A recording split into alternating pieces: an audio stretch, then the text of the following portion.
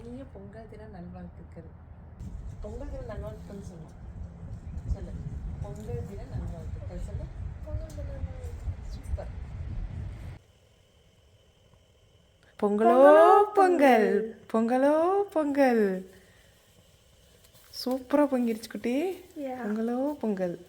Hi friends, எல்லாருக்கும் வணக்கங்க. எல்லோரும் எப்படி இருக்கீங்க? கண்டிப்பாக நல்லா இருக்கீங்க அப்படின்னு சொல்லிட்டு நம்புகிறேங்க. அனைவருக்கும் தைத்திருநாள் நல்வாழ்த்துக்கள். நீங்கள் ஆசைப்பட்டது எல்லாமே கண்டிப்பாக கடவுள் வந்து நிறைவேற்றுவாருங்க.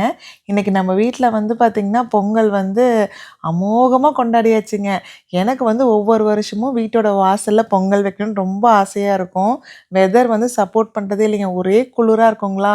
அதனால் என்ன பண்ணுறதுன்னா வீட்டுக்குள்ளே வந்து பொங்கல் வச்சுட்டுங்க, எடுத்துகிட்டு வந்து வெளில வாசலில் வச்சு சாமி கும்பிட்டு மறுபடியும் கொண்டு போய் உள்ளே வச்சுருவோம். அதுவும் கரெக்டாக பொங்கல் டைமில் மட்டும்தான் கரும்பு கிடைக்குங்க. அது இந்த செரியன்ஸ் இருக்குது பாருங்கள், அங்கே வந்து சோவை வந்து நல்லா ஃப்ரெஷ்ஷாக இருக்குங்க. மற்ற எந்த கடையிலையுமே இந்த கரும்பு கிடைக்காது. பச்சை கரும்பு இருக்கு இல்லைங்களா, ஆலக்கரும்புன்னு சொல்லுவாங்க பாருங்கள், அதுதான் கிடைக்கும். இங்கே வந்து பார்த்திங்கன்னா கரெக்டாக ஒரு நாளைக்கு முன்னாடி தான் போய் வாங்கிட்டு வருதுங்க. ஏன்னா சோவை வந்து நல்லா வாங்கும்போது இப்படி பச்சை பசேல் இருக்குதுங்க. வாங்கிட்டு வீட்டுக்கு வந்தோம்னா எப்படி வீட்டில் ஹீட்ரு ஓடுதுங்களா, அந்த வெண்டில் வந்து அந்த சூட்டுக்கு சோவை எல்லாம் காஞ்ச மாதிரி ஆகிடுதுங்க. ஸோ முடிஞ்ச அளவுக்கு நாள் தான் போய் வாங்கிட்டு வர்றது. கரும்பு வந்து பார்த்திங்கன்னா நம்ம ஊரில் இருக்கிற மாதிரி நல்லா செலுப்பாக குண்டாலாம் இல்லைங்க, ரொம்ப சன்னமாக தான் இருந்தது. எதுவுமே கிடைக்காதுக்கு இதுவாச்சும் கிடைக்குதே பரவாயில்ல அப்படின்ட்டு 3 கரும்பு ஒரே சைஸில் வாங்கிக்கிட்டேங்க. ஏன்னா பானையை சுற்றி முக்கோணமாக வைக்கலாம் இல்லைங்களா, அதுக்காக ஒரே சைஸில் கொஞ்சம் வளைஞ்ச மாதிரி எடுத்துக்கிட்டேன். ஏன்னா அப்போ தான் நிற்கும், இன்னும் நிற்காதுங்க. இங்கே வந்து கரும்போட ப்ரைஸ் வந்து பார்த்திங்கன்னா ஒரு கரும்புங்க ஒரு என்ன சொல்கிறது, ஒரு முழங்கால் சைஸுக்கு தான் வரும். ஒரு கரும்பு வந்து $4, 3.99 ஒரு கரும்பு. 3 கரும்பு வாங்கிட்டு வந்தேங்க. அப்புறம் கரும்பு வாங்கிட்டுங்க, வாழைப்பழம், அப்புறம் எலுமிச்சம்பழம், தேங்காய், வெத்தலை, அதுதானே அந்த பூஜைக்கு தேவையான எல்லா ஐட்டமும் வாங்கியாச்சுங்க. இந்த கடையில் மட்டும்தான் அந்த சின்ன வாழைப்பழம், நம்ம ஊர் அந்த ஏலக்கின்னு சொல்லுவாங்க பாருங்கள், அந்த பழம் இங்கே கிடைக்கும். எப்போல்லாம் போகிறோமோ 2 சீப் எடுத்துகிட்டு வந்துடுதுங்க. அப்புறம் கொஞ்சம் பூவுமே அரளிப்பூவு, சம்மங்கி பூவு, மல்லிகை பூவுமே வாங்கிட்டு வந்துருந்தேன். எல்லாம் வாங்கிட்டுங்க வீட்டுக்கு வந்துட்டு அடுத்த நாள் வந்து பார்த்திங்கன்னா பின்னாடி வந்து அந்த வாசலில் வந்து நல்லா கூட்டிட்டுங்க, நல்லா தண்ணி ஊற்றி நல்லா கழுவி விட்டுட்டேன். ஏன்னா கொஞ்சம் கொஞ்சம் மண்ணாக இருந்ததுங்க. நல்லா கழுவி விட்டு கோலம் போட்டோம் அப்படின்னா தான் அந்த ஈரத்துக்கு அந்த கோலம் வந்து நிற்கும். அதனால் என்ன பண்ணிட்டேன்னா நல்லா கழுவி விட்டுட்டு சும்மா சிம்பிளாக கொஞ்சம் இந்த மேரிகோல்டு ஸ்ட்ரிங் இருந்ததுங்க, அங்கங்கே தொங்க விட்டுட்டு கோலம் வந்து கரெக்டாக அந்த பானை வைக்கிறதுக்கு மட்டும் சுற்றியும் வந்து கல்லை சுற்றி சின்னதாக போட்டுட்டேங்க. வீட்டில் கோலமாகவும் இல்லை, அரிசி மாவு இருக்குது இல்லைங்களா, அரிசி மாவில் கோலம் போட்டுட்டு அதில் வந்து மஞ்சள் குங்குமத்தை வச்சாச்சு. பூ வந்து பார்த்திங்கன்னா இங்கே வந்து விவேக் ஃப்ளவர்ஸில் தாங்க வாங்கினோம். இங்கே வந்து அரளிப்பூ வந்து அந்த பேக் பார்த்திங்களா, ஒரு சின்ன ஜிப்லாக்குங்க, அது வந்து பார்த்திங்கன்னா $7 $8ன்னு போட்டிருப்பாங்க. மல்லிகைப்பூ வந்து உதிரி பூவாக வாங்கிட்டு வந்து கோத்துக்கலான்னு தான் வாங்கிட்டு வந்துச்சுங்க. அவர் தான் வாங்கிட்டு வந்தார். பூ நல்லாயிருக்குன்னு பார்த்தா ரொம்ப ரொம்ப சன்னமாக இருக்குதுங்க. பூவோட சைஸை பாருங்களேன். என்னால் வந்து அந்த காம்பில் வந்து கோக்கவே முடியலைங்க. அந்த மொட்டு வரத்துக்கு முன்னாடியே வந்து பூவை வந்து பறிச்சிட்டாங்க போல் இருக்குது. இது வந்து ஒரு பாக்ஸே வந்து $17 என்னமோ சார்ஜ் பண்ணியிருப்பாங்க போல் இருக்குதுங்க. சரி இருக்கிறத வேஸ்ட் பண்ண வேண்டாம் அப்படின்ட்டு அப்படி இப்படி எப்படியோ வந்து ஒரு 2 லேயர் ஃபுல்லாக கோத்துட்டுங்க, ஒரு டிஷ்யூவில் வந்து ரோல் பண்ணி ஃப்ரிட்ஜில் வச்சுட்டேங்க. மீதி பூ வந்து என்னால் கட்டவும் முடியல, ஏன்னா காம்பு சுத்தமாக நிற்கவே இல்லைங்க. மீதி இருக்க பூவை என்ன பண்ணிட்டேங்க, மீதியை சாமிக்கு போட்டலான்ட்டு எடுத்து வச்சுட்டுங்க, சம்மங்கி அரளியும் வாங்கியிருந்தோம் இல்லைங்களா, எனக்கு வந்து பூ கட்ட தெரியாதுங்க. அங்கே பாருங்களேன் எப்படி கட்டுறேன்ட்டு, கொஞ்சம் கூட டைட்டாக வரவே வராதுங்க. ரொம்ப நெருக்கமே இல்லாமல் சந்தாக தான் இருக்கும். அங்கே பாருங்கள், அதுவும் ஒரு சிலலாம் கட்டினா நல்லா பந்து மாதிரி வரும். ஆனால் மாலை கட்ட தெரியுது, எல்லாமே கட்ட தெரியுது, இன்னும் பூ கட்ட கற்றுக்கலிங்க. சரி நம்ம பானை சுற்றி கட்டணும் இல்லைங்களா, அரளிப்பூவும் அந்த சம்மங்கி பூவும் வச்சோம்னா கலர் காம்பினேஷன் நல்லா இருக்கும்ட்டுங்க நல்லா நீளமாக கட்டிட்டுங்க. அடுத்தது வந்து இன்றைக்கி படையலுக்கு வந்து சாப்பாடெல்லாம் ரெடி பண்ணிடலாம் அப்படின்ட்டு எல்லா காயுமே அரிஞ்சு ரெடி பண்ணி வச்சாச்சுங்க. சரி வாங்க படையலுக்கு என்னென்னலாம் ரெடி பண்ணியிருக்கிறோம் அப்படின்னு சொல்லிட்டு பார்க்கலாங்க. இன்றைக்கி பொங்கலுக்கு வந்து படையல் வந்து பார்த்திங்கன்னா காய்கறி எல்லாமே கட் பண்ணி வச்சுட்டேங்க. இன்றைக்கி என்னென்னலாம் சமைக்க போகிறோம் அப்படின்னு பார்த்திங்கன்னா முருங்கைக்காய் சாம்பார், கேரட்டு, பீன்ஸு, உருளைக்கிழங்கு வேணால் போட்டுக்கலாம், கட் பண்ணி வைக்கலன்னு நினைக்கிறேன். அது வந்து தாளிக்கும் போது கட் பண்ணிக்கலான்ட்டு விட்டுட்டேங்க. முருங்கைக்காய் சாம்பாருக்கு ரெடி பண்ணியாச்சு. அதுக்கப்புறம் பார்த்திங்கன்னா மாங்காய் பச்சடிங்க. மாங்காய் பச்சடிக்கு வந்து பார்த்திங்கன்னா இந்த மாதிரி மாங்காய் வந்து பெருசாக போடணும், அப்போ தான் ரொம்ப நல்லாயிருக்கும். அது கொஞ்சம் இந்த வெல்லமும் வேறு போடுவோங்களா, அந்த இனிப்பும் காரமும் கலந்து டேஸ்ட்டு சூப்பராக இருக்கும். அதுக்கப்புறம் பார்த்திங்கன்னா பூசணிக்காய் இருக்குது இல்லைங்களா, பூசணிக்காய் வந்து லைட்டாக பொரியல் மாதிரி பண்ணிடலாம் அப்படின்ட்டுங்க. இது வந்து பார்த்திங்கன்னா மோர் குழம்புங்க. மோர் குழம்புக்கு வெள்ளை பூசணிக்காயுமே வந்து கட் பண்ணி வச்சுருக்கேன். யூஸ்வலாக பொங்கலுக்கு வந்து பார்த்திங்கன்னா நாட்டுக்காய் வந்து போட்டு குழம்பு வைப்பாங்க. ஸோ நம்மக்கிட்ட இருக்கிற நாட்டுக்காயில் இதான் கிடச்சிது கடையில். ஸோ அதெல்லாம் மட்டும் வாங்கிட்டு வந்துருக்குதுங்க. அதுக்கப்புறம் வெங்காயம், தக்காளி, பூண்டு, பச்சை மிளகாய் எல்லாமே எடுத்து வச்சாச்சு. புளி வந்து சாம்பாருக்கு தாங்க ஊற வச்சுருக்கிறேன். நெக்ஸ்ட்டு இது வந்து பார்த்திங்கன்னா அரிசியும் துவரம் பருப்புங்க. 1 ஸ்பூன் அரிசி, 1 ஸ்பூன் துவரம் பருப்பு போட்டிருக்கு. மோர் குழம்புக்கு வந்து பார்த்திங்கன்னா இதை அரைச்சி ஊற்றி வச்சோம் அப்படின்னா டேஸ்ட்டு சூப்பராக இருக்குங்க. இன்றைக்கி வச்சு காமிக்கிறேன் எப்படி இருக்குதுன்ட்டு பாருங்கள். அதுக்கப்புறம் இது வந்து நேற்று கட் பண்ணும்போது பார்த்திங்கன்னா கொஞ்சம் இந்த சீடெல்லாம் இருக்கும் இல்லைங்களா, வெள்ளை பூசணிக்காயோட சீடு, அதுவும் கூட வந்து இந்த பம்கின், எல்லோ பம்கின் இருக்கு இல்லைங்களா, மஞ்சள் பூசணிக்காய், அதோட விதையுமே எடுத்து வச்சுருக்கிறேன். இது யூஸ்வலாக என்ன பண்ணுவேன்னு நான் பார்த்தீங்கன்னா, இந்த மாதிரி எக்ஸ்ட்ரா இருக்கிறது எல்லாமே எடுத்து வச்சுட்டு மிக்ஸி ஜாரில் போட்டு ஃபஸ்ட்டு ஒரு அரை அரைச்சிருவேங்க. அரைச்சிட்டு கூட வந்து கொஞ்சமாக இஞ்சி, ஒரு பச்சை மிளகாய் போட்டு அரைச்சிட்டு தயிர் வேணுங்கிற அளவுக்கு கலந்துட்டுங்க நான் வந்து மோர் மாதிரி அடித்து குடிப்பேன். சூப்பராக இருக்கும். ஏன்னா வந்து இந்த பூசணிக்காய் மஞ்சள் பூசணிக்காயோட விதையுமே ரொம்ப நல்லதும்பாங்க. ஊர்லலாம் வந்து பார்த்திங்கன்னா இதை வந்து காய வச்சுட்டு உடச்சி உள்ளே இருக்கிற அந்த பருப்பு க்ரீனாக இருக்கும் இல்லைங்களா, அந்த பருப்பு எடுத்து சாப்பிடுவாங்க. பட் இதை கொஞ்சோண்டு காய வச்சு எடுத்து வச்சு சாப்பிட்றதுக்கு மோர் மாதிரி அடித்து குடிச்சிட்டா பரவாயில்லைன்ட்டு அப்படியே எடுத்துறதுங்க. இதுவுமே நல்லதுங்க. இந்த வெள்ளை பூசணிக்காயோட விதையுமே ரொம்ப நல்லதும்பாங்க. இதை நான் அடிக்கிறப்ப காமிக்கிறேங்க எப்படின்ட்டு. நெக்ஸ்ட்டு வந்து பார்த்திங்கன்னா இது வந்து நம்ம வீட்டில் பொங்கல் பானை, அடடா பொங்கல் பானைன்னு எடுத்து வைக்கல, மேலே இருக்குது எடுத்து வைக்கிறேங்க. பொங்கலுக்கு வந்து அரிசி வந்து 1.5 கப்பு போட்டிருக்கிறேங்க. பச்சரிசி தான் போட்டிருக்கிறேன். அதுக்கு வந்து பார்த்திங்கன்னா வெல்லம் வந்து நுணுக்கி வைக்கணும். அப்புறம் தேங்காய் பழம் எல்லாமே எடுத்து வச்சாச்சுங்க. மாயெல்லாம் நேற்று கடையில் வாங்கும்போது அப்படியே ஃப்ரெஷ்ஷாக இருந்தது. மேபி இங்கே வீட்டில் ஹீட்ரு ஓடனாலே என்னவோ தெரிலிங்க. இங்கே பாருங்களேன், அப்படியே காஞ்ச மாதிரி ஆயிடுச்சு. பழமும் வாங்கிட்டு வந்தாச்சு. அதுக்கப்புறம் இது வந்து அரிசி சாதத்துக்குங்க. சாதத்துக்கு வந்து குக்கர்லேயும் வைப்போம். நாங்கள் வந்து நிறைய நாள் வந்து வடிக்கவும் செய்வோம். ஊருக்கு போயிருந்தப்போ எங்களோட பாட்டி வந்து அவங்க ஞாபகமாக இருக்கட்டும்னு சொல்லி வாங்கி கொடுத்தாங்க. இது சூப்பராக இருக்குதுங்க சாதம் வடிக்கிறது. நான் காமிக்கிற இதுவுமே எப்படி இருக்குன்ட்டு. சரி வாங்க ஒன்று ஒன்றா ஆரம்பிச்சிடலாங்க. அதுக்கப்புறம் இந்த கரும்பு பாருங்களேன், கரும்பு நேற்று வாங்கிட்டு வந்தேங்க. கூடவே வந்து இந்த இஞ்சும் மஞ்சளுமே வாங்கிட்டு வந்திருந்தேன். வாங்கிட்டு வரும்போது இலை வந்து அப்படியே தளன்னு இருந்ததுங்க. நேற்று நீங்கள் அந்த வீடியோலையுமே பார்த்துருந்தீங்கன்னா தெரிஞ்சிருக்கும். இலை அவ்வளோ ஃப்ரெஷ்ஷாக இருந்தது. இத்தனைக்கும் வெண்ட்டு கீழே வைக்கல, பட் ஸ்டில் வந்து காஞ்சி போச்சு. சரி சாமி கும்பிட்டு அப்புறம்லாம் கட் பண்ணி சாப்பிட வேண்டியதாங்க.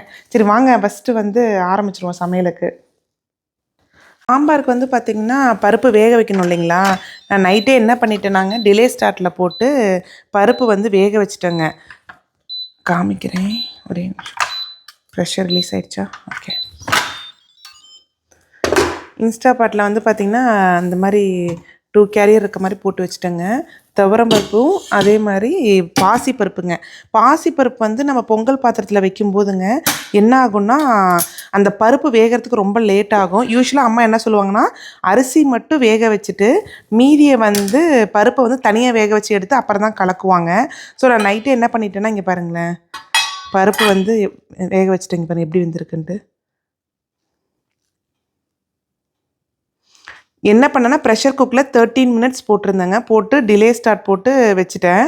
கரெக்டாக ஒரு 4 ஹவர்ஸ் கழிச்சு ஸ்டார்ட் பண்ணிவிடுங்கன்ட்டு. நல்லா வெந்துருச்சு. அதே மாதிரி பருப்பு பாருங்கள். பருப்பு வந்து பார்த்திங்கன்னா 3/4 கப்பு பருப்பு, கூட வந்து 3 தக்காளி போட்டிருக்கேன். அப்புறம் பூண்டு வந்து ஒரு 4-5 பல் பூண்டுங்க, 1 ஸ்பூன் சீரகம். இதுவுமே நல்லா வெந்துருச்சுங்க. இல்லைன்னா ஒரு குக்கரில் போட்டு வேக வச்சு எடுத்து அவ்வளோ பெரிய பாத்திரத்தை கழுவணும். இதுனா பாருங்கள் குட்டி கப்பு வேலை தான்.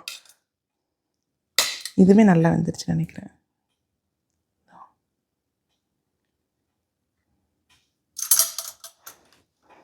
ஸோ இதுவுமே ரெடி ஆயிடுச்சு. ஃபஸ்ட்டு வந்து மோர் குழம்புக்கு இந்த காயை வேக வச்சுக்கலாங்க. வேக வச்சுட்டு சாம்பாருக்கு வந்து இன்னொரு பக்கம் தாளித்து விட்டுடலாங்க. மோர் குழம்புக்கு பார்த்திங்கன்னா ஒரு பாத்திரத்தில் வந்து இந்த வெள்ளை பூசணிக்காய் வந்து இந்த மாதிரி க்யூபாக கட் பண்ணியிருக்கேன். இது வந்து வேக வைக்கணுங்க. கரெக்டாக இது முழுகிற அளவுக்கு மட்டும் தண்ணி ஊற்றிக்கலாம். கரெக்டாக ஒரு 5லேருந்து 10 நிமிஷத்தில் வெந்துடுங்க. ரொம்ப கொசன்னு வேக தேவையில்ல, லைட்டாக வெந்தால் போதும். சாம்பாருக்கு வந்து பார்த்திங்கன்னா கொஞ்சம் தாளித்து கொட்டிக்கலாங்க. காயெல்லாம் தாளித்து கொட்டிக்கலாம்.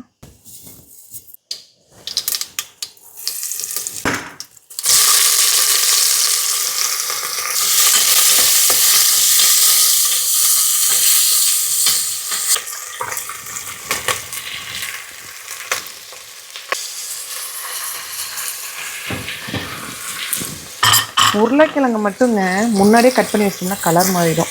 கரெக்டாக தாளிக்கும் போது போட்டால் தான் கரெக்டாக இருக்கும். கொஞ்சம் மஞ்சத்தூளும் கல்லுப்பும் போட்டுக்கலாங்க.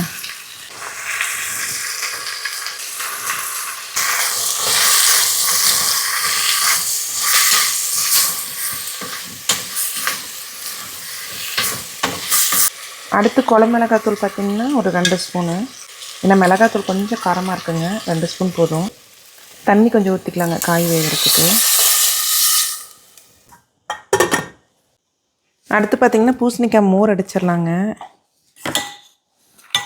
பூசணிக்காய் மோருக்கு இந்த வெள்ளை பூசணிக்காய் விதை, அதுக்கப்புறம் மஞ்சள் பூசணிக்காயோட விதை, கொஞ்சம் வந்து இந்த காயுமே போட்டுங்க. ஃபுல்லாக விதையாகவுமே போட்டு அரைச்சோம்னா டேஸ்ட் கொஞ்சம் சல்லுன்னு இருக்க மாதிரி இருக்கும். லைட்டாக இருந்தும் இல்லாத மாதிரி இருந்ததுன்னா குடிச்சிடலாம் எல்லாருமே. இல்லைன்னா கண்டிப்பாக கனியே கேட்பான், என்ன மம்மி கலந்துருக்கீங்க அப்படின்ட்டு. இது கூட வந்து பார்த்திங்கன்னா ஒரு அரை பச்சை மிளகாய் மட்டும் போட்டுக்குங்க. இந்த மிளகாய் கொஞ்சம் காரமாக இருக்குது.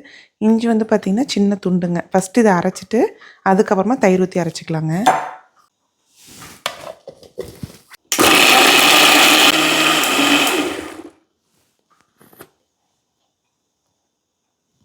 இது பாருங்கள் நல்லா அரைச்சிருச்சு. விதை ஃபுல்லாக பாருங்கள் பச்சையாக இருக்கனால டக்குன்னு விதையுமே அரைப்பட்டுருச்சுங்க. காஞ்சிருச்சுன்னு அப்படி நைஸாக வராது. என்ன பண்ணலாம், நாங்கள் பெரிய ஜார் ஒன்று எடுத்திருக்கேன், பெரிய ஜாரில் மாற்றிக்கலாம். எனக்கு வந்து இந்த பெரிய ஜார் வந்து பார்த்திங்கன்னா நல்லா நைஸாக அரைக்காதுங்க. நான் அதனால் சின்ன ஜாரில் போட்டு அரைச்சிட்டு மறுபடியும் பெரிய ஜாரில் போட்டு 2 வேலை தான். அதுக்கப்புறம் இது கூட வந்து பார்த்திங்கன்னா தயிர் வந்து வேணுங்கிற அளவுக்கு ஆட் பண்ணிக்கலாங்க. நான் வந்து கிட்டத்தட்ட ஒரு 1.5 கப்புக்கு மேலே ஆட் பண்ணியிருக்கேன். கூட வந்து கொஞ்சமாக கொத்தமல்லி தலைங்க. கொத்தமல்லி தழை போட்டோம்னா நல்லா வாசமாக இருக்கும்.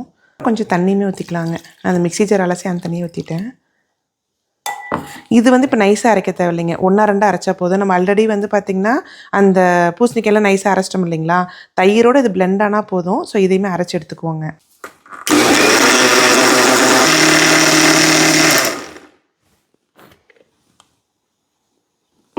சூப்பரான மோர் ரெடி ஆகிடுச்சிங்க. நல்லா மிக்ஸ் ஆகிடுச்சு. இங்கே பாருங்கள் எவ்வளோ தண்ணியாட்டு இருக்குன்னு. வேணால் இன்னும் கூட தண்ணி ஆட் பண்ணிக்கலாங்க. நமக்கு எந்த கன்சிஸ்டன்சியில் வேணுமோ அந்த அளவுக்கு எடுத்துக்கலாங்க. இதை வந்து வடிகட்டிக்கலாம், இல்லைன்னா கொஞ்சம் திப்பி திப்பியாக இருக்கும், வடிகட்டிக்கலாங்க.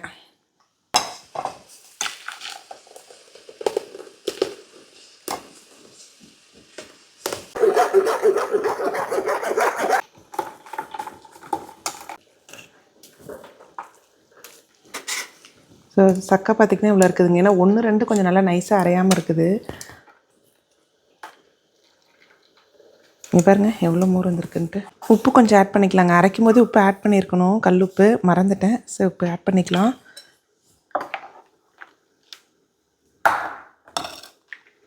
இங்கே பாருங்கள் இந்த கன்சிஸ்டன்சி கரெக்டாக இருக்குங்க. தண்ணியாக இருக்குது பாருங்கள், நீர் மோர் மாதிரி இருக்குது.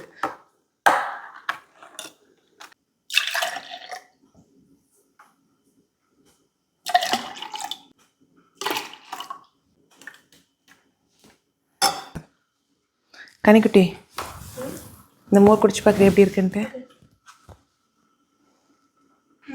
இது மாதிரி நம்ம ஏற்கனவே குடிச்சிருக்கோம், ஞாபகம் இருக்கா உனக்கு? நல்லா இருக்கா? சரி குடிச்சிரு, நான் அதுக்குள்ளே இன்னொரு டைம் நானும் ஊற்றி குடிச்சிடுறேன். இது காய் எல்லாமே வெந்துருச்சுங்க. பருப்பு தனியாக வேக வச்சு வச்சுருந்தோம் இல்லைங்களா இந்த இன்ஸ்டா பாட்டில், இதை வந்து அப்படியே ஃபுல்லாக ஊற்றிக்கலாம். இன்ஸ்டா பாட்டில் வேக வச்சனால எவ்வளோ வேலை மிச்சம் பாருங்கள். இல்லைன்னா வெயிட் பண்ணணும் பருப்பு வெந்து ரெடி ஆகிற வரைக்கும். இது டக்குன்னு ஒரு 15 நிமிஷத்தில் சாம்பார் வச்சிடலாங்க.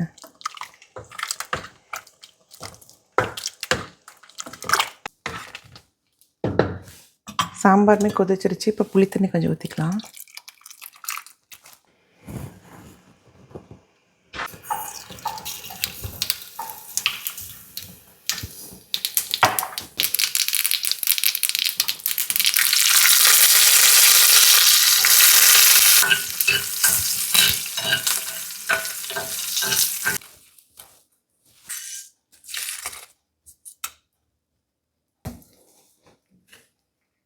அவ்வளோதாங்க, சாம்பார் ரெடி ஆகிடுச்சு. தாளித்து கொட்டிட்டு ரொம்ப கலக்கக்கூடாது, அப்படியே மூடி வச்சிட்டோம் அப்படின்னா அந்த வாசமாக இருக்குங்க சாப்பிடும்போது.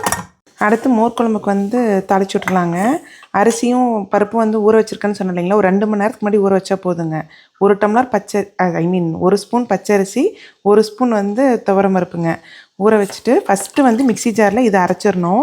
ஏன்னா தேங்காய் எல்லாத்தையும் ஒன்றா போட்டு அரைச்சோம் அப்படின்னா அந்த அரிசியும் பருப்பும் நல்லா நைஸாக அரைப்படாதுங்க. ஃபஸ்ட்டு இதை வந்து நல்லா நைஸாக அரைச்சிட்டு அதுக்கப்புறமா தேங்காய், பச்சை மிளகாய், இஞ்சி எல்லாமே போட்டு அரைச்சிக்கலாம். ஃபஸ்ட்டு இதை அரைச்சி எடுத்துக்கலாங்க. இந்தளவுக்கு வந்து நைஸாக அரைச்சா போதுங்க. இப்போ இதில் வந்து பார்த்திங்கன்னா ஒரு 20 பீஸ் வந்து தேங்காய்ங்க இந்த மாதிரி குட்டி குட்டியாக கட் பண்ணி வச்சுருக்கேன். துருவலாக இருந்ததுன்னா ஒரு அரை கப்புக்கு மேலே போடுங்க, க்ளோஸ் டு 1 கப் கிட்ட போடுங்க. இது கூட வந்து பார்த்திங்கன்னா 2 பச்சை மிளகாங்க, 3 போடலான்ட்டு இருந்தேன். கனி வந்து மோரே கொஞ்சம் காரமாக இருக்குன்னா சரின்ட்டு ஒரு மிளகாய் குறைச்சிட்டேங்க. அதுக்கப்புறம் சின்ன துண்டு இஞ்சி இதை போட்டு ஃபுல்லாக அரைச்சிட்டு அதுக்கப்புறமா தயிர் ஊற்றி அரைச்சிக்கலாங்க. இதையும் அரைச்சி எடுத்துக்கலாம். இங்கே பாருங்கள், இதையுமே அரைச்சி எடுத்தாச்சு. தேங்காய் வந்து நான் ஃப்ரீசர்லேருந்து எடுத்தனால நீங்கள் அப்படியே பச்சை தண்ணி ஊற்றி அரைச்சிங்க அப்படின்னா கொஞ்சம் இந்த எண்ணெயாட்டம் வருங்க. அதனால் என்ன பண்ணுங்கன்னா கூட வந்து சுடுதண்ணி இருக்குது இல்லைங்களா, ஒன்று சுடுதண்ணி வச்சு ஊற்றிக்கோங்க, இல்லை காய் வேக வச்ச தண்ணி இருக்குது பாருங்கள், அந்த தண்ணி கூட ஊற்றி அரைச்சிக்கோங்க. ஏன்னா சூடாக அரைக்கும் போது அந்த மேலே எண்ணெயாட்டம் வரது வந்து வராது, இல்லைன்னா டேஸ்ட் வந்து கொஞ்சம் சுமாராக இருக்க மாதிரி தாங்க இருக்கும். இப்போ வந்து என்ன பண்ணலான்னா இது கூட வந்து தயிர் வந்து ஒரு கப்பு கிட்ட சேர்த்தி லைட்டாக ஒரு சுற்று விட்டால் போதுங்க. இது கூட அது பிளெண்ட் ஆனால் போதும். அவ்வளோதாங்க, இதையுமே பிளெண்ட் பண்ணியாச்சு. இங்கே பாருங்கள் நல்லா பிளெண்ட் ஆகிடுச்சு. இப்போ வந்து தாளிச்சு கொட்டி இதையுமே ஊற்றி ஒரு கொதி விட்டுருலாங்க. அடுத்து வெள்ளை பூசணிக்காய் பார்த்தீங்கன்னா இங்கே பாருங்கள் நல்லா கண்ணாடி மாதிரி ஆயிடுச்சுங்க. இதில் தான் இந்த பேடான்னு நினைக்கிறாங்க, ஒரு ஸ்வீட் ஒன்று இதில் தான் செய்வாங்க. இதை அரைச்சி ஜூஸ் எடுத்து பண்ணுவோம். அந்த மாதிரி தான் கண்ணாடி மாதிரி இருக்கும், செம்ம டேஸ்டியாக இருக்குங்க. நாங்கள் சின்ன வயசில் வந்து பார்த்திங்கன்னா அப்பா வந்து டெல்லி ஒரு 1 மந்த் ஏதோ ட்ரைனிங்காக போயிருந்தாங்க. அப்போ வந்து இந்த ஸ்வீட் வாங்கிட்டு வந்து கொடுத்தாங்க, அவ்வளோ பிடிச்சிருந்தது. அதுக்கப்புறம் அதோட பேர் என்னன்னே தெரியாமல் ஒரு கடைக்காக போய் கல்கண்டு மாதிரி வேறு இருக்குங்களா. அப்புறம் ஃபைனலாக வந்து குப்தா ஸ்வீட்ஸ் அந்த கடையில் தான் கண்டுபிடிச்சோம். அதுக்கப்புறம் ரெகுலராக வாங்கி சாப்பிடுவாங்க, பட் இங்கே வந்து கிடைக்க மாட்டேங்குது. ஆனால் ஒரு நாளைக்கு செஞ்சு பார்க்கணுன்னு தாங்க ஆசை, அது எப்படி தான் வருது அப்படின்ட்டு. சரி, மோர் குழம்புக்கு ரெடி பண்ணிடலாங்க. இது நல்லா வெந்துருச்சு. இந்த தண்ணி வந்து கீழே ஊற்ற வேண்டாங்க, தண்ணி எல்லாமே வந்து குழம்புக்கு யூஸ் பண்ணிக்கலாம். இதை தனியாக எடுத்து வச்சுட்டுங்க இந்த பாத்திரத்துலேயே தாளித்து விட்டுக்கலாம். எண்ணெய் நல்லா காஞ்சதுக்கப்புறங்க கொஞ்சம் கடுகு, கொஞ்சமாக பெருங்காயம், அது கூடவே பார்த்திங்கன்னா ஒரு 2 வரமிளகாய், கொஞ்சம் வந்து கருவேப்பிலைங்க. அப்புறம் இது எண்ணெயிலே கொஞ்சம் மஞ்சள்தூள் போட்டுக்கணுங்க. அந்த மோர் குழம்பு கலர் வரும் இல்லைங்களா, அது எண்ணெயிலே போட்டோம்னா தான் கொஞ்சம் கலர் நல்லா வரும்.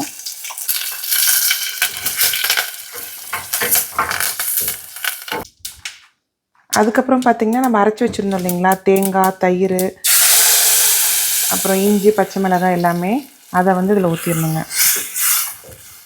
ஊற்றினோடனே டக்குன்னு அடி பிடிக்கிற மாதிரி இருக்கும். என்ன பண்ணுங்கன்னா ஊற்றிட்டுங்க காய் வேக வச்சுருக்கோம் இல்லைங்களா, நம்ம அந்த காய் வேக வச்சுருக்கோம் இல்லைங்களா தண்ணியோட, ஸோ அதையுமே இதில் ஊற்றிடுங்க. அப்புறம் வேணுங்கிற அளவுக்கு தண்ணி கொஞ்சம் ஊற்றிக்கலாம். இது ஃபஸ்ட்டு தண்ணியாட்டு இருக்க மாதிரி தாங்க இருக்கும். அது என்ன ஆகும்னா ஒரு கொதி வரும்போதே அப்படியே வந்து கெட்டியாயிடுங்க. மோர் குழம்பு மட்டும் பார்த்திங்கன்னா ரொம்ப கொதி விடக்கூடாது. லைட்டாக அந்த கொதிக்கிறதுக்கு ஸ்டார்ட் ஆகும் இல்லைங்களா, அந்த கொதிக்கிற பதம் வரும்போதே ஆஃப் பண்ணிடணுங்க. மோர் குழம்புல வந்து முக்கியமான விஷயம் என்ன அப்படின்னு பார்த்தீங்கன்னா, மோர் குழம்பு வைக்கும்போது உப்பு வந்து ஸ்டார்டிங்லேயே ஆட் பண்ணக்கூடாதுங்க. குழம்பெல்லாம் வந்து கொதித்து அடுப்பை ஆஃப் பண்ணிவிட்டு ஒரு 10-15 நிமிஷம் கழித்து அதுக்கப்புறம் தான் உப்பை ஆட் பண்ணணும். நம்ம இப்பயே உப்பை ஆட் பண்ணிட்டோம்னா நீத்த மாதிரிங்க அந்த தேங்காய் அதெல்லாம் வந்து திரிஞ்ச மாதிரி இருக்கும் இல்லைங்களா, அந்த மாதிரி வந்துடும், டேஸ்ட் நல்லா இருக்காது. ஸோ உப்பு மட்டும் ஆட் பண்ணிடாதீங்க. சாப்பிடும்போது ஆட் பண்ணிட்டா கூட ஓகே, பட் இப்போ கொதிக்கும் போது ஆட் பண்ணக்கூடாதுங்க. இங்கே பாருங்கள் எவ்வளோ மஞ்சத்தூள் போட்டோம் இல்லைங்க, கலர் பாருங்கள் லைட்டாக தான் இருக்குது. ஏன்னா நம்ம காய் வேக வச்ச தண்ணியுமே வேஸ்ட் பண்ணல, அதையுமே இதிலே ஊற்றிட்டோம். கரெக்டாக இருக்குது பாருங்கள் கன்சிஸ்டன்சி, இந்த இது கரெக்டாக இருக்கும். இங்கே பாருங்கள் லைட்டாக ஒரு கொதி வருது இல்லைங்களா, இப்போ ஆஃப் பண்ணிடலாங்க. ஆஃப் பண்ணிவிட்டு மூடி வச்சுருவோம். ஒரு 10-15 நிமிஷம் கழித்து உப்பு சேர்த்துக்கலாங்க. அவ்வளோதான், மோர் குழம்பு ரெடி ஆயிடுச்சு. அடுத்தது பூசணிக்காய் பொரியல் பண்ணிடலாங்க. பூசணிக்காய் பொரியலுக்கு வந்து இந்த சைஸ் கட் பண்ணியிருக்கேங்க, பெருசாகவே கட் பண்ணிக்கலாம். அம்மாலாம் வந்து பார்த்திங்கன்னா நல்லா இவ்வளோ பெரிய க்யூப்பாக போடுவாங்க. நான் வந்து குட்டி குட்டியாக கட் பண்ணிட்டேங்க, சீக்கிரம் வெந்துடும் அப்படின்ட்டு. அதுக்கு வந்து ஒரு பெரிய வெங்காயங்க, சின்ன சைஸ் பெரிய வெங்காயம், ஒரு 3 பச்சை மிளகாய் வந்து 2ஆக கட் பண்ணியிருக்கேன், அப்புறம் கருவேப்பிலைங்க. இது எல்லாமே தாளித்து கொட்டிட்டுங்க இதை போட்டுட்டோம்னா அவ்வளோதான், வேலை முடிஞ்சுது. அம்மா என்ன பண்ணுவாங்கன்னா பூசணிக்காய் வந்து பொரியல் பண்ணும்போது அந்த எண்டிங்கில் வந்து ஃபுல்லாக வெந்து அடுப்பு ஆஃப் பண்ணுவோம் இல்லைங்களா, அப்போ வந்து ஒரே ஒரு ஸ்பூன் சர்க்கரை போடுவாங்க. சர்க்கரை போட்டால் நல்லாயிருக்கும் அப்படின்னு சொல்லிட்டு. எனக்கு வந்து எப்படி போட்டாலுமே கொஞ்சம் பூசணிக்காய் இறங்கவே மாட்டேங்குதுங்க. எனக்கும் இது எப்படியாவது சாப்பிடணும்னு ரொம்ப ஆசை. சரி இன்னைக்கு போடலாமா வேண்டாமான்னு தாளிச்சிட்டு யோசிப்போங்க. வெங்காயம் பச்சை மிளகாய் போட்டுக்கலாம்.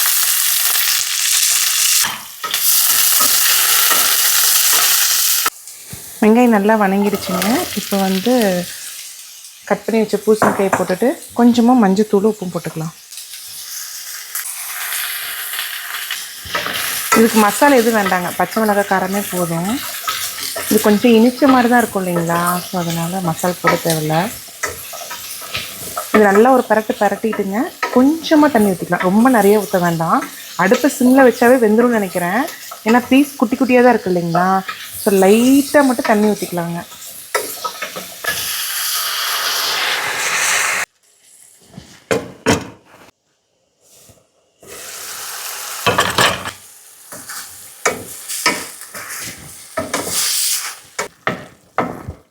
அவ்வளோதாங்க, காய் ரெடி ஆகிடுச்சு. இங்கே பாருங்கள், தண்ணி எதுவுமே இல்லை. இந்த டைமில் தான் என்ன பண்ணுவாங்கன்னா, அம்மா வந்து சும்மா கொஞ்சமாங்க ஒரு சின்ன ஸ்பூனில் ஒரு ஸ்பூன் சர்க்கரை போடுவாங்க. பட் நான் வந்து இன்றைக்கி போடலிங்க. வீட்டில் வந்து யாரும் சர்க்கரை போட வேண்டான்னாங்க. சரி ஓகே, இப்படியே சாப்பிட்டு பார்ப்போம். இது ஒரு பாத்திரத்தில் மாற்றி வச்சுட்டுங்க, அப்புறம் அந்த மாங்காய் பச்சடியுமே செஞ்சிடலாங்க.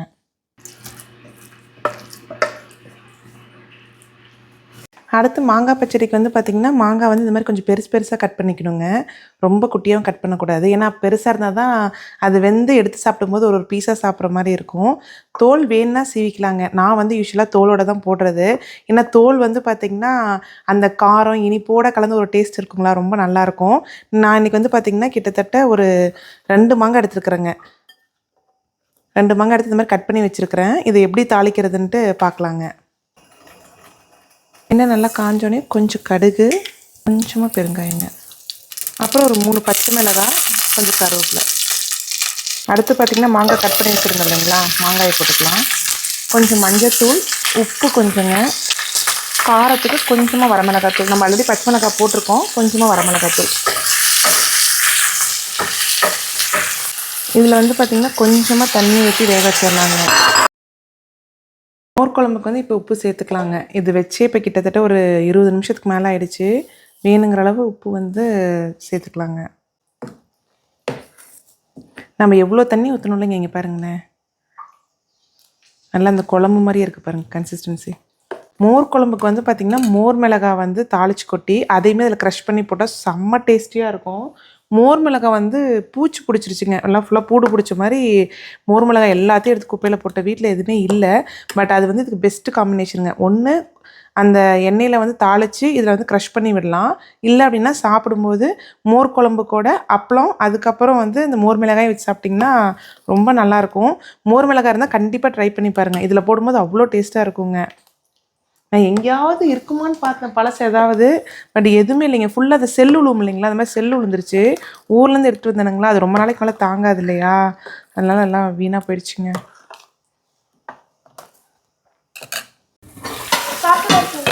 ஓகே குட்டி. இது வந்து பார்த்திங்கன்னா தண்ணி ஃபுல்லாகவே ஓரளவுக்கு சுண்டிடுச்சு. இங்கே பாருங்கள், மாங்காவோட கலருமே பாருங்கள் நல்லா சேஞ்ச் ஆகிடுச்சு, நல்லா வந்து வெந்துருச்சுங்க. அங்கங்கே வந்து உடைய ஆரம்பிச்சிருச்சு. இப்போ என்ன பண்ணலான்னா, இதில் வந்து ஸ்வீட்டுக்கு வந்து வெல்லம் ஆட் பண்ணிக்கலாங்க. நம்மளோட விருப்பம்தான், எவ்வளோ வேணால் வெல்லம் ஆட் பண்ணிக்கலாம். நான் வந்து கொஞ்சம் சேர்த்தி ஆட் பண்ணுறேங்க. ஒரு இவ்வளோ பெருசுனா இவ்வளோ பெருசு இருக்குது, எனக்கு அளவு கரெக்டாக சொல்ல தெரியல. கரெக்டாக இந்த சைஸ் பீஸ் வந்து ஆட் பண்ணிக்கிறேங்க. இதுவுமே அப்படியே கொஞ்சம் மூடி வச்சு சிம்மில் வச்சுருவோம். வெல்லம் அப்படியே மசிஞ்சதுக்கப்புறமா எண்ணெய் லைட்டாக பிரிஞ்சு வந்ததுக்கப்புறம் ஆஃப் பண்ணிடலாங்க. இங்கே பாருங்கள், வெல்லம் ஃபுல்லாக கரைஞ்சிருச்சு. கலரே பாருங்களேன் எவ்வளோ அப்பிடேட்டிங்காக மாறி இருக்குன்ட்டு, செம சூப்பராக இருக்குங்க. அவ்வளோதாங்க, வெள்ளம் கரைஞ்சதுக்கப்புறம் ஆஃப் பண்ணிடலாம். அவ்வளோதான், இது ரெடி ஆகிடுச்சிங்க. இதையுமே ஒரு பாத்திரத்தில் மாற்றிட்டுங்க சாதம் வேக வச்சுக்கலாம். அரிசி வந்து ஊற வச்சுருக்கோம் இல்லைங்களா, அதையுமே வேக வச்சுருவோம். அரிசி ஊற வச்சுருந்தேங்க சாதத்துக்கு, அதுவுமே நல்லா ஊறிடுச்சு. இன்றைக்கி வந்து பார்த்திங்கன்னா பச்சரிசி தான் வச்சுருக்கிறேன். ஊர்லலாம் என்ன பண்ணுவாங்கன்னா ஒலை கொதிச்சதுக்கப்புறம் அரிசியை வந்து கழுவிட்டு போடுவாங்க. நான் என்ன பண்ணுறதுனாங்க, அரிசி கழுவிட்டு ஒட்டுக்கா வேணுங்கிற அளவுக்கு தண்ணி ஊற்றிக்கிறதுங்க. சும்மா குத்து மதிப்பாக ஒரு அதை விட டபுள் மடங்கு கொஞ்சம் சேர்த்தி ஊற்றி வச்சுறதுங்க. பத்தலைன்னா மறுபடியும் ஊற்றிக்கிறது. என்னென்னா ரொம்ப டைட்டாக மூடி வச்சிட்டோம் அப்படின்னா அது ஃபுல்லாக பொங்கி பொங்கி வருங்களா. ஸோ நான் வேக வைக்கும்போது என்ன பண்ணேன், லைட்டாக அப்படி ஓப்பனில் வச்சுறதுங்க. வெந்ததுக்கப்புறம் என்ன பண்ணலான்னா, இந்த லாக் இருக்குது இல்லைங்களா, இதை பாருங்களேன், இப்படி வச்சுட்டு இந்த லாக் வச்சிட்டோம்னா இந்த மூடி வந்து நல்லா டைட்டாக பிடிச்சிக்கும். அப்படியே சாய்ச்சோம்னா அது தண்ணி மட்டும் வெளில வந்துடுங்க. சாதம் வந்து அப்புறம் அப்படியே இதிலே வச்சுக்கிறதுங்க. ஆனால் நல்லா இருக்குது.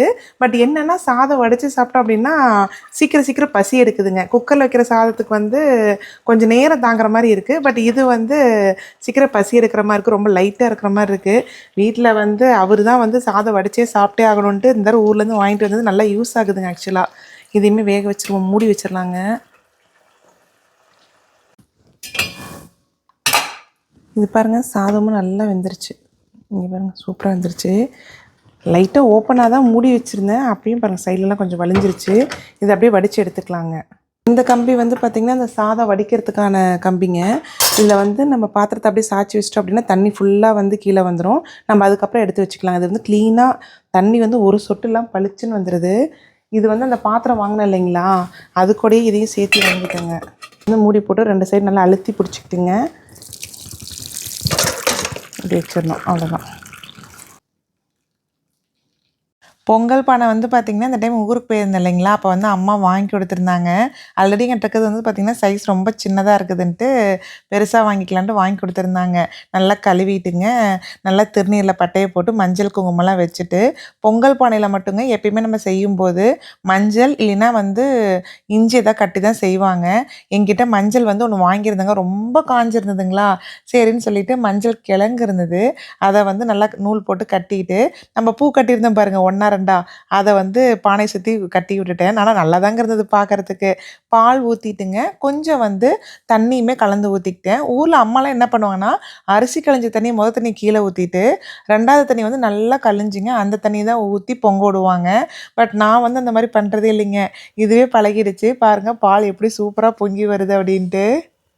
பொங்கலோ பொங்கல், பொங்கலோ பொங்கல், சூப்பராக பொங்கிடுச்சு குட்டி. பொங்கலோ பொங்கல். பச்சரிசி வந்து பார்த்திங்கன்னா நல்லா கழுவிட்டு ஊற வச்சுட்டேங்க ஒரு 2 மணி நேரத்துக்கு முன்னாடியே. ஏன்னா அரிசி வந்து நல்லா ஊறிச்சு அப்படின்னா சாதம் வந்து சீக்கிரம் வெந்துடுங்க. குக்கரில் வைக்கிறோம் அப்படின்னா 2 விசிலில் நல்லா பஞ்சு போல் வெந்துடும். பாத்திரத்தில் வந்து ஓப்பனில் வேக விட்றோம் இல்லைங்களா, அதுவும் வந்து நல்லா குடுவையாட்டு இருக்குது இல்லைங்களா, ஓப்பனாக அகலமாக இருந்த பாத்திரம்னா கூட சீக்கிரம் வெந்துடும். இதில் வந்து வேகிறதுக்கு லேட் ஆகுங்க. ஸோ அதனால் முடிஞ்ச அளவுக்கு அரிசி நல்லா ஊற வச்சு நம்ம போட்டால் பரவாயில்ல. பாசிப்பருப்பு என்ன பண்ணிட்டேன்னா அதை வந்து இந்த இன்ஸ்டா பாட்டில் ஆல்ரெடி வேக வச்சு எடுத்துக்கிட்டேங்க. ஸோ இதெல்லாம் வேகட்டும்னு அரிசியை போட்டுட்டு வெளியில் வந்து நம்ம ஆல்ரெடி கோலம்லாம் போட்டு ரெடி பண்ணி வச்சுருந்தோம் இல்லைங்களா, கரும்பு எடுத்துகிட்டு வந்துங்க 3 கரும்பு அந்த முக்கோணம் மாதிரி வச்சுக்கிட்டேங்க. வச்சுட்டு இஞ்சும் மஞ்சளும் வந்து நம்ம செடியை ஒரு செடி வாங்கிட்டு வந்திருந்தோம். அது பார்த்திங்கன்னா ஒரு செடி வந்து $4 என்னமோ போட்டிருந்தாங்க. சரி இதை நம்ம சாயங்காலத்துக்கு வைக்கணுமே அப்படின்ட்டுங்க அதையும் வாங்கிட்டு வந்து அந்த கரும்போடு கட்டி விட்டுட்டோங்க. கட்டிட்டு மா இலையுமே இருந்தது, மா இலையும் சுற்றி கீழே வச்சுட்டேங்க.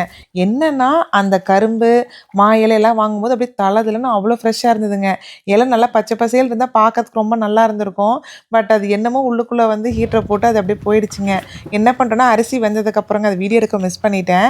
அரிசி வெந்ததுக்கப்புறங்க பாசிப்பருப்புலாம் போட்டுட்டு வெல்லத்தை போட்டுட்டு முந்திரி திராட்சை வந்து தாளித்து இந்த பொங்கலில் வந்து போட்டு நல்லா கலந்துட்டேங்க. நல்லா திரண்டு சூப்பராக வந்துருச்சு. வாழை இலையுமே வாங்கிட்டு வந்திருந்தாங்களா, வாழை இலையை வந்து போட்டுட்டுங்க அதில் வந்து பிள்ளையார் பிடிச்சி வச்சுருந்தோம் பாருங்கள், அந்த பிள்ளையார் வச்சுட்டுங்க சுற்றியும் வந்து தேங்காய் பழம் அதுக்கப்புறம் பூவுங்க 2 குத்து விளக்கு வச்சு சாமி கும்பிட்டோம். பயங்கர காற்றுங்க, கண்ணா பின்னான்னு காற்று. இவ்வளோதான்ட்டே இல்லை, குளிர் நடுங்கி எடுத்துருச்சுங்க. சரி ஒரு 10 நிமிஷத்தில் கும்பிட்டு போயிடலான்னு போய் உட்காந்தோம்னா எவ்வளோ நேரம் ஆகிடுச்சிங்க. நானும் வந்து அந்த விளக்கேற்றுறதுக்கு எவ்வளவோ ட்ரை பண்ணேன். பட் காற்றுக்கு சுத்தமாக நிற்கவே இல்லைங்க. ஊதுபத்தி மட்டும் வச்சு சாமி கும்பிட்டுங்க அப்புறம் வீட்டுக்குள்ளே கொண்டு போய் வச்சு வீட்டுக்குள்ளே பூஜை ரூம் இருக்குது இல்லைங்களா, அங்கே வந்து சாமிக்கு மறுபடியும் படையல் மாதிரி படைச்சிட்டு சாமி கும்பிட்டு அதுக்கப்புறம் தாங்க சாப்பிட்டோம். காற்று இல்லாமல் இருந்திருந்தால் ரொம்ப நல்லா இருந்திருக்குங்க. ரொம்ப ரிலாக்ஸாக வெளியில் வந்து ஆசையாக வந்து பண்ணியிருந்துருக்கலாம். பட் அது என்னமோ ஒவ்வொரு வருஷமும் கரெக்டாக பொங்கல் அப்போ காற்று வந்து வச்சு பழி வாங்கிடுதுன்னு தான் சொல்லணும். பட் பரவாயில்லைங்க, ஒரு தடவை கரும்பை வச்சுட்டு உள்ளே போய் பொங்கல் பானை எடுத்து வரதுக்குள்ளே என்ன ஆயிடுச்சுன்னா கரும்பெல்லாம் சாஞ்சு போச்சுங்க. மறுபடியும் எடுத்து வச்சு அப்புறம் தான் சரி பண்ணோம். பரவாயில்லைங்க. இன்னும் மழைலாம் வந்திருந்தது அப்படின்னா ரொம்ப சிரமமா தாங்க போயிருக்கும். இதுவரைக்கும் பரவாயில்லன்னு தான் இருந்துக்கணுங்க. பொங்கல் படையல் வந்து பார்த்திங்கன்னா அருமையாக ரெடி ஆகிடுச்சிங்க. சக்கரை பொங்கல் வந்து சாமி கும்பிட்டு உள்ளே எடுத்துகிட்டு வந்து வச்சுட்டோங்க. வெளில பயங்கர காற்று, செம்ம காற்று. உள்ளே கொண்டு வந்து வச்சாச்சு. அதுக்கப்புறம் பார்த்திங்கன்னா சாதங்க. சாதம் நான் வடிச்சிருந்தேன் இல்லைங்களா, இங்கே பாருங்களேன் எப்படி பளபளன்னு இருக்குதுன்னு பாருங்கள். சாதம், அதுக்கப்புறம் பார்த்திங்கன்னா சாம்பார், முருங்கைக்காய் சாம்பார், மாங்காய் பச்சடி. மாங்காய் பச்சடி தாங்க பார்க்கும்போது பயங்கர டெம்டிங்காக இருக்குது. மோர் குழம்பு, தக்காளி ரசம், அதுக்கப்புறம் பார்த்திங்கன்னா பூசணிக்காய் பொரியல். ஸோ இன்றைக்கி வந்து பார்த்திங்கன்னா அமோகமான விருந்து தான். இங்கே பாருங்க, வாழை இலையும் வாங்கிட்டு வந்தேங்க. வாழை இலை வந்து பார்த்திங்கன்னா 5 இலை இருக்கிற மாதிரி தான் பேக் இருக்குன்னாங்க. சாமிக்கு வச்சுட்டுங்க, மீதி இன்னொரு 3 இலை மிச்சம் இருக்குது. ஸோ ஆளுக்கு ஒரு இலை போட்டு சாப்பிட்லாம் அப்படின்ட்டுங்க. கனிக்குட்டி சாப்பிட்லாமா? இந்த சாமி இலை போட்டுக்கோ. ஊரில் தோட்டத்துலலாம் பார்த்திங்கன்னா திரும்புகிற பக்கம்லாம் வாழை இலையாக தான் இருக்கும். அப்போல்லாம் அந்த வாழை இலையை துளி கூட மதிச்சதே கிடையாதுங்க. வாழை இலையில் ஒரு நாளும் சாப்பிட்டதில்ல. யாராவது உறம்புற வந்தாங்கன்னா வாழை இலை அறுத்துட்டு வருவாங்க, அவ்வளோதான்.